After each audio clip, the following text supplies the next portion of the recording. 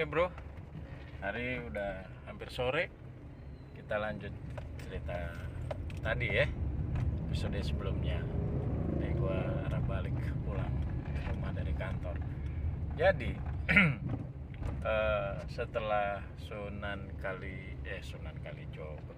Gunung Jati jadi sultan di Cirebon ya pada usia 30 tahun, dan setelah dia di usianya 31 dia berkunjung ke Ampel Denta, Surabaya, ke para wali yang lain.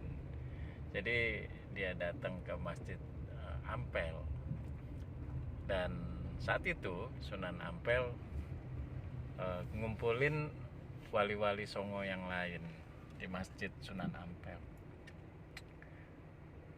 Udah duduk semua rapi, Sunan Ampel bilang, sebentar lagi kita akan kedatangan tamu istimewa. Baru dia mau sebut namanya, Sunan Gunung Jati Syekh Syarif Hidayatullah nyampe di Masjid Ampel. Assalamualaikum warahmatullahi wabarakatuh.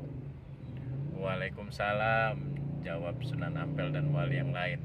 Dan begitu beliau masuk, waliullah yang lain itu ada Sunan Kudus, ya, Sunan Kalijogo, Sunan Bonang, Sunan Derajat, Sunan Giri. Itu langsung pada sujud. Mereka teriak, Rasulullah. Mereka pikir itu Nabi Muhammad yang datang. Pada sujud. Sunan Ampel doang yang enggak. Sunan Ampel senyum-senyum. Kanjeng Sunan Gunung Jati merasa nggak enak. Jangan sujud. Saya Syarif Hidayatullah dari Cirebon, bukan Rasulullah. Kemudian Sunan Ampel bilang, ayo berdiri. Akhirnya wali lain berdiri. Mereka kaget. Kenapa bisa seperti itu?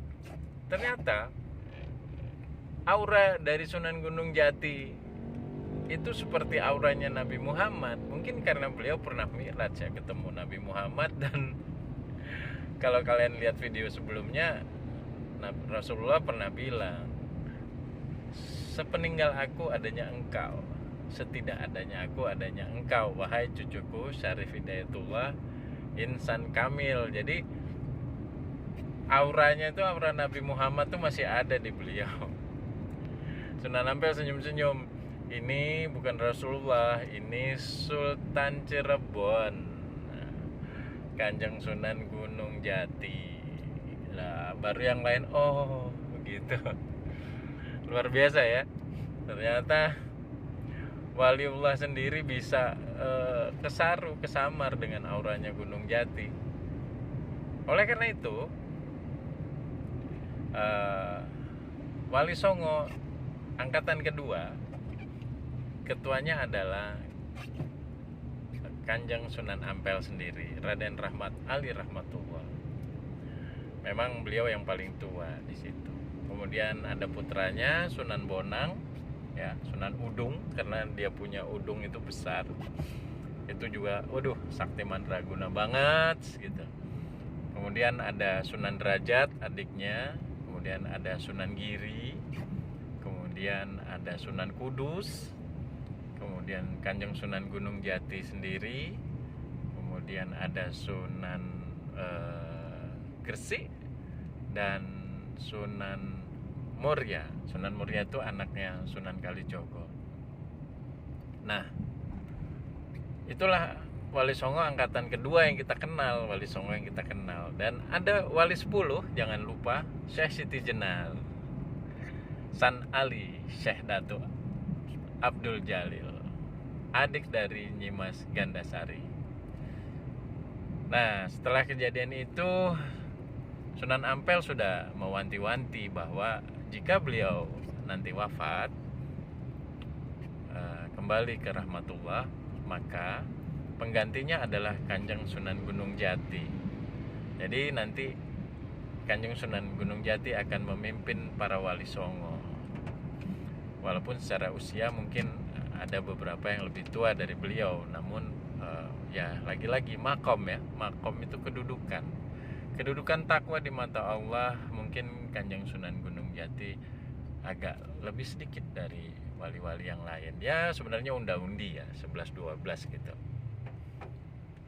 ada cerita istimewa lagi bahwa yang namanya Togok dan Semar ini kan abang adik nih, Togok dan Semar nih.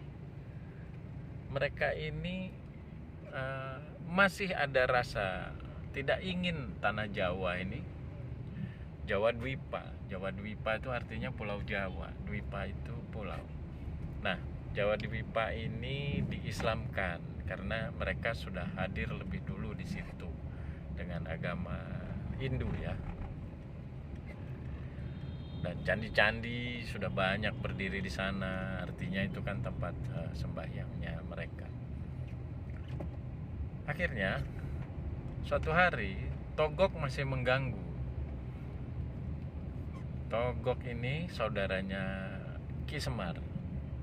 Padahal Ki Semar sendiri mestinya harusnya termasuk nabi ya. Debatable.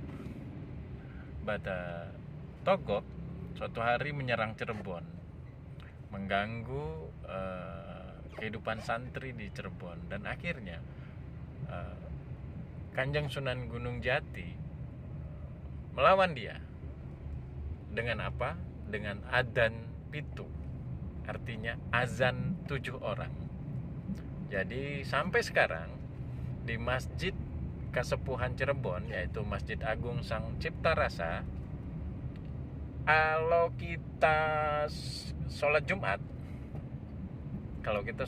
di sana yang azan itu 7 orang, dan nadanya beda loh dengan nada azan-azan yang suka kita dengar di masjid sekitar kita maupun di televisi.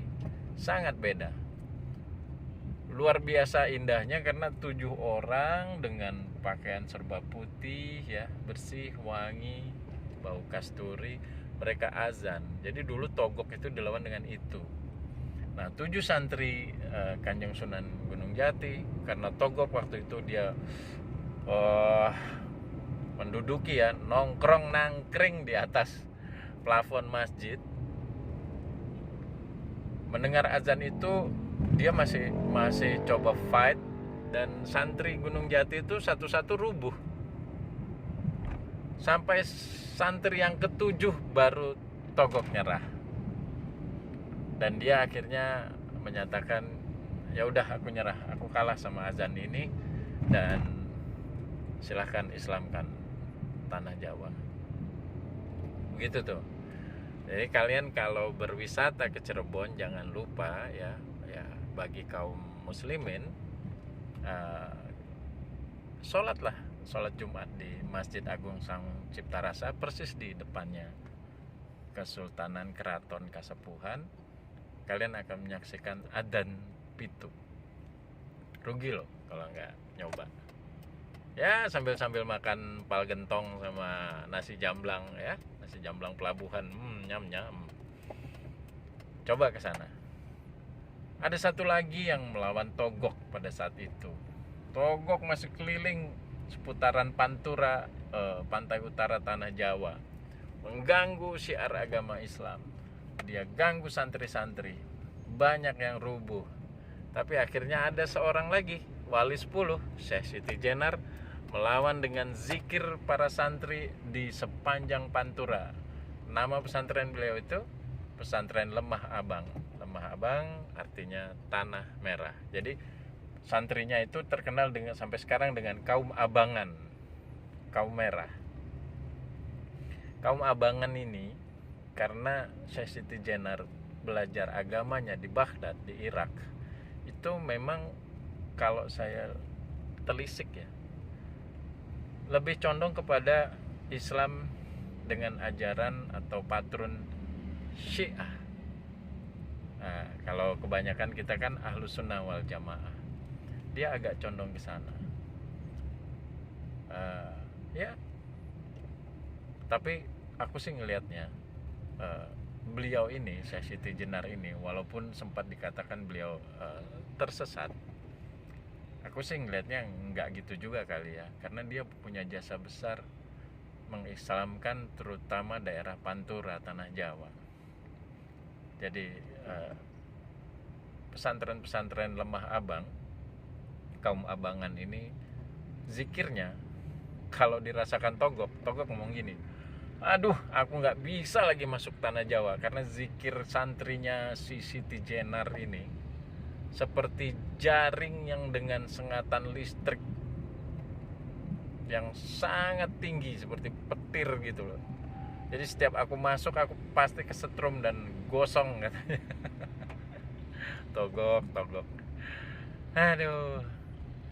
Jadi sepanjang santri abangan ini zikir ya muncul jaring yang maha dahsyat membuat para dedemit dan pentolan dedemit nggak bisa masuk lagi tanah Jawa.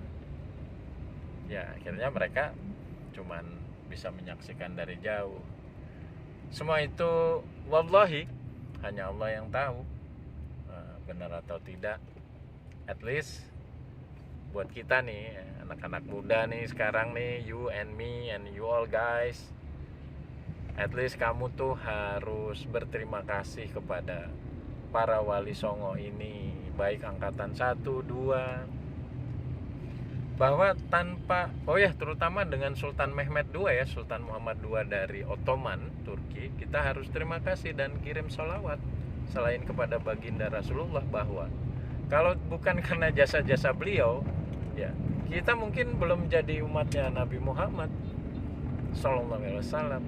Mungkin kita masih Hindu ya, atau kita masih menyembah gunung, menyembah pohon besar gitu. Jasa-jasa mereka hingga kita menjadi umat Islam yang rahmatan lil alamin. Jangan pernah lupa itu guys.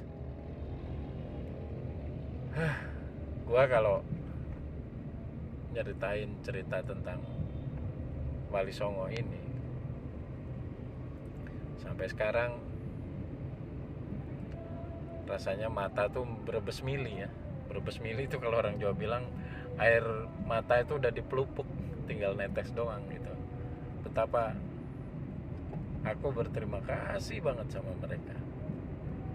Tanpa mereka datang ke sini, tanpa Sultan Mehmed mengutus mereka ke sini, dan tanpa mereka berjuang di jalan Allah, gila. Jadi apa kita sekarang?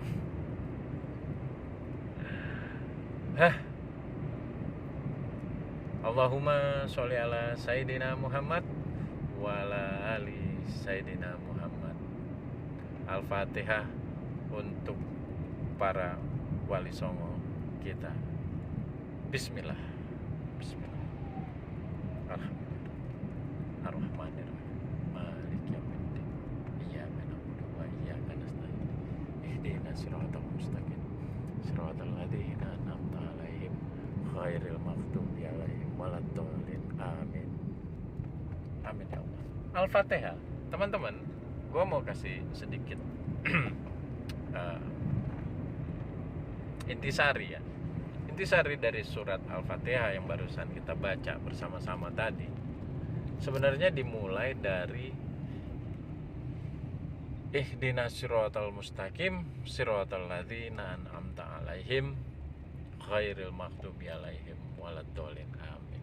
Karena yang awal itu adalah puja-puji kepada Allah. Alhamdulillahirabbil alamin, segala puji dan syukur kepada Allah. Tapi begitu masuk ihdinas siratal mustaqim, ini intisarinya, bahwa ya Allah, berilah aku, berilah kami petunjuk jalan yang benar, jalan yang engkau ridhoi, jalan para rasul dan nabimu, para waliullahmu, bukan jalan orang-orang yang sesat. Itu intinya tuh adalah bermohon kepada Allah untuk diberi petunjuk, karena Allah tuh hadir hanya dengan signing ya, petunjuk doang gitu loh.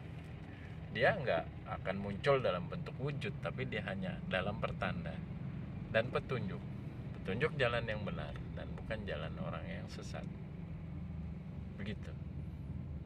Itulah sebenarnya intisari kehidupan.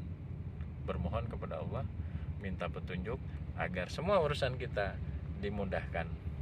Amin guys, amin bro, Amin ya robbal alamin. Oke, see you next video.